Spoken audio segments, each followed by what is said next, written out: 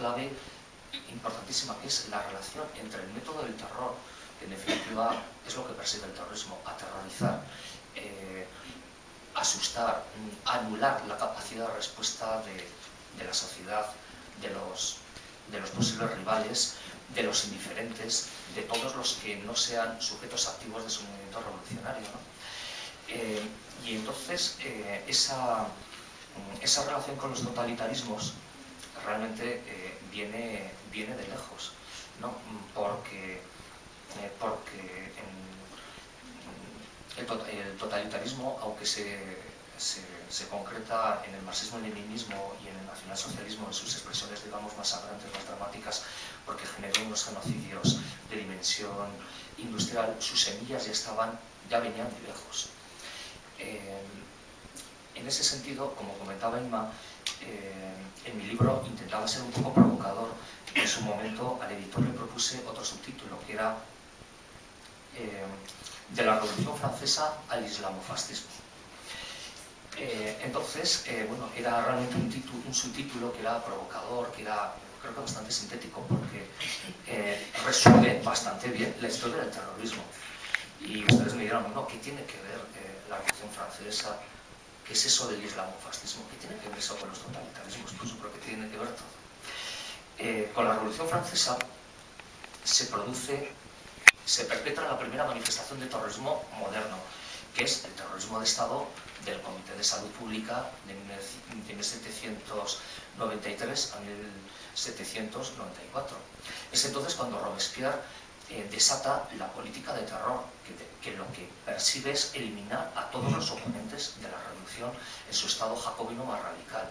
Para ello desata una serie de tácticas de tipo policíaco, de tipo militar, desde la tierra quemada, la eliminación de poblaciones enteras, fusilamientos de rehenes, ahogamientos de civiles en los ríos del norte de Francia, y el arrasamiento de una región entera como era la región de la Vendée, sublevada contra la dictadura jacobina.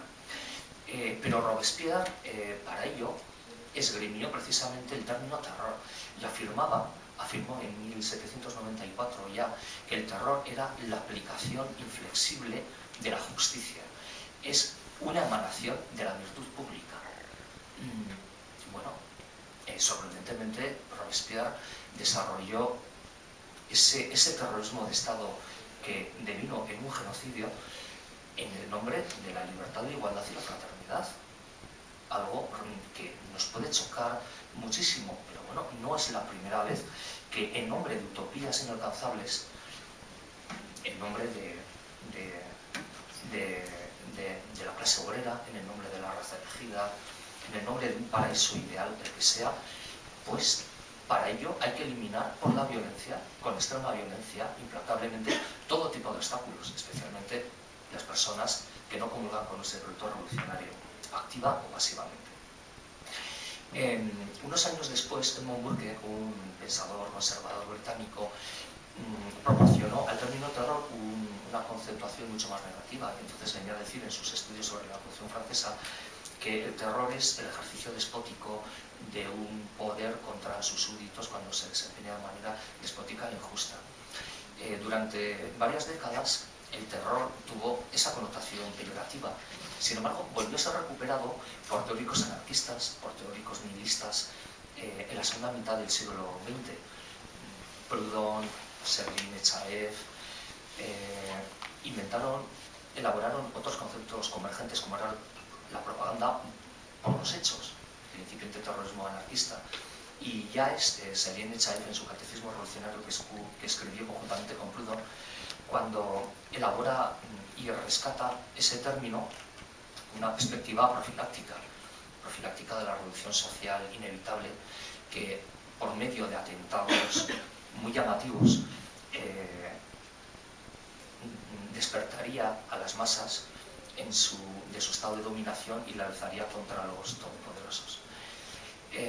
El anarquismo es en el siglo XIX cuando proporciona, especialmente a través de la organización nihilista rusa Naya Molia, Voluntad Popular, los caracteres del terrorismo contemporáneo a nivel de organización, a nivel de cultura, organizativa, valga la redundancia, a nivel táctica, a nivel de la experimentación, por ejemplo, de todo tipo de sustancias explosivas, de la infiltración en servicios policiales, de los secuestros, de los atracos a entidades bancarias, etcétera, etcétera.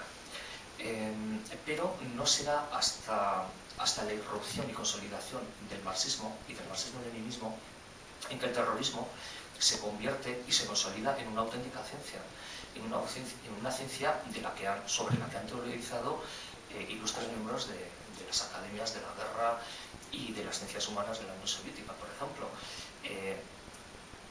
Sobre el que han teorizado también, por ejemplo, Mao Zedong en el año 37 en diversos estudios, por ejemplo, sobre la guerra popular prolongada y de desgaste.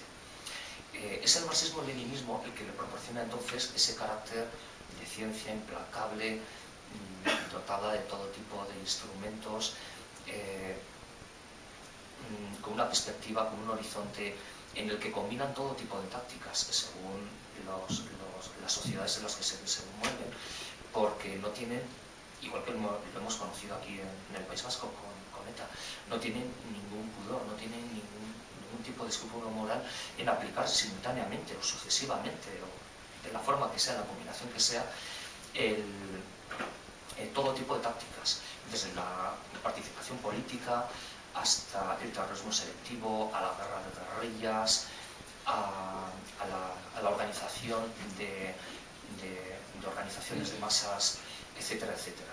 Eso caracteriza al marxismo-leninismo y, de alguna manera, esta cultura totalitaria, organizativa, pasa a las expresiones más modernas del terrorismo contemporáneo, en concreto del terrorismo de tipo yihadista. Yo querría diferenciar, y ya sé que esto ya me ha generado algunas críticas, querría diferenciar entre islamismo y yihadismo. El islamismo no deja de ser un intento de retorno del Islam a sus orígenes, un intento de reforma. No todos los islamistas preconizan la yihad y no todos los reformistas propugnan el terrorismo.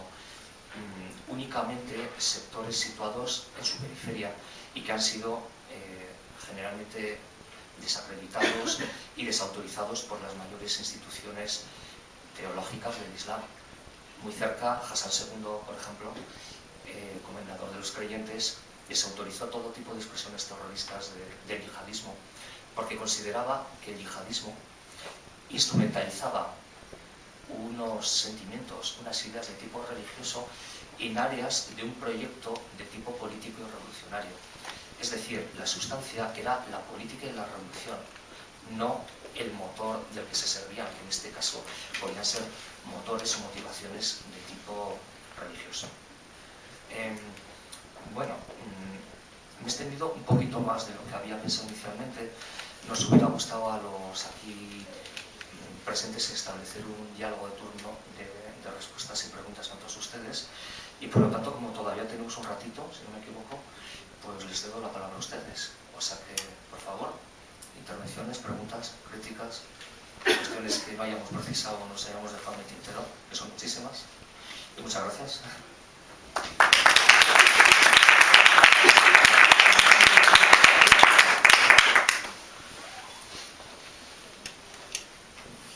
No sé si hay alguna intervención. Pues hago una pregunta. El gobierno dice que no se puede ilegalizar, que la ley de partidos políticos impide ilegalizar una coalición. Pero si dentro de una coalición hay presuntos terroristas, entonces Euskal Kartasuna y Alternativa no se les puede acusar de colaboración con banda armada. ¿Para quién es la pregunta? ¿Para Inma o para ti? Inma, te cedo. Bueno, la ley, eso lo dice la disculpa que pone el gobierno en este momento, pero la ley de partidos explícitamente, no me puedo acordar exactamente el punto, pero me parece que es el 8, contempla que cuando un partido da cobijo a una organización terrorista o a personas vinculadas con una organización terrorista, todo el partido es ilegal. O sea, está está concretamente contemplado. O sea, esto es pura demagogia, este argumento. En cualquier caso, o sea que con la actual ley de partidos, sin ningún tipo de endurecimiento, Bildu puede ser ilegalizado perfectamente.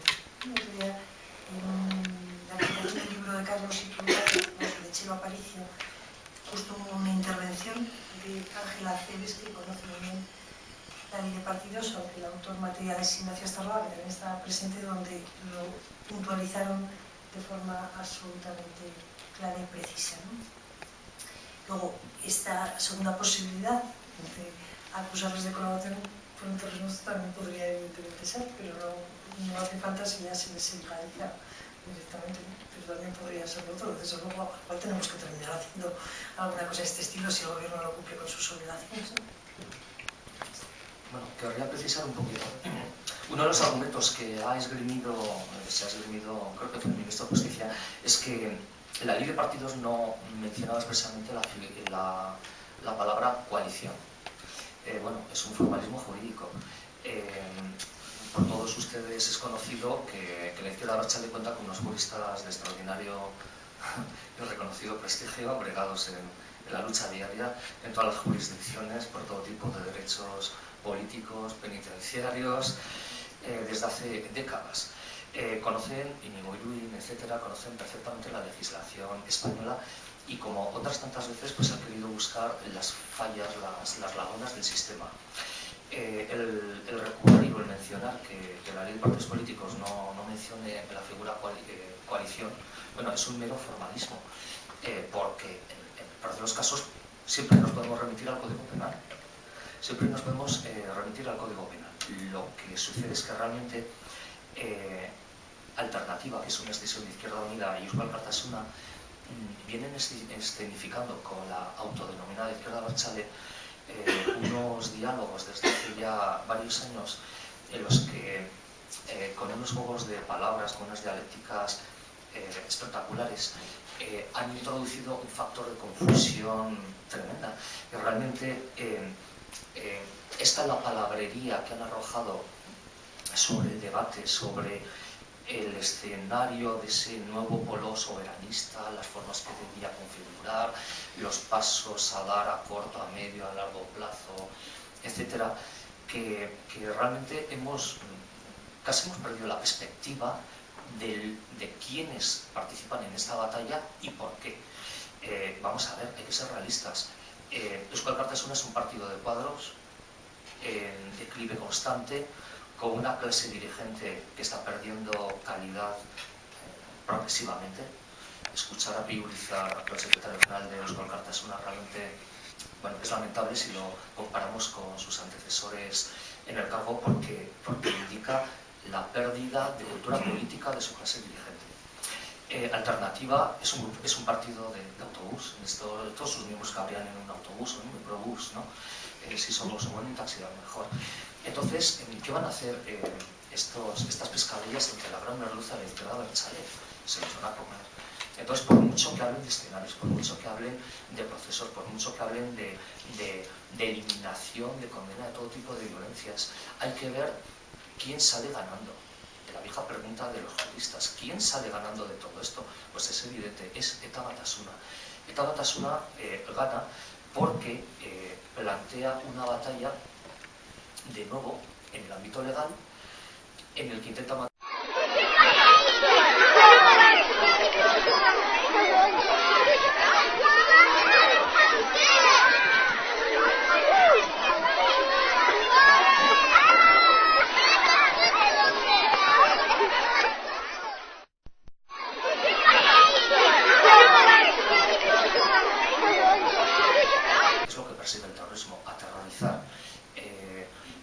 asustar, anular la capacidad de respuesta de la sociedad, de los posibles rivales, de los indiferentes, de todos los que no sean sujetos activos de su movimiento revolucionario, ¿no?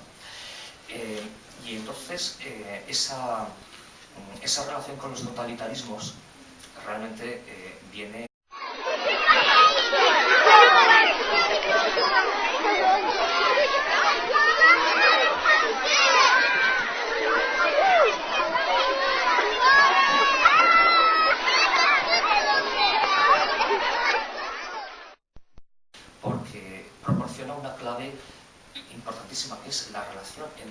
del terror. En definitiva, en ese sentido, como comentaba Inma, en mi libro intentaba ser un poco provocador. En su momento al editor le propuse otro subtítulo, que era de la Revolución Francesa al islamofascismo.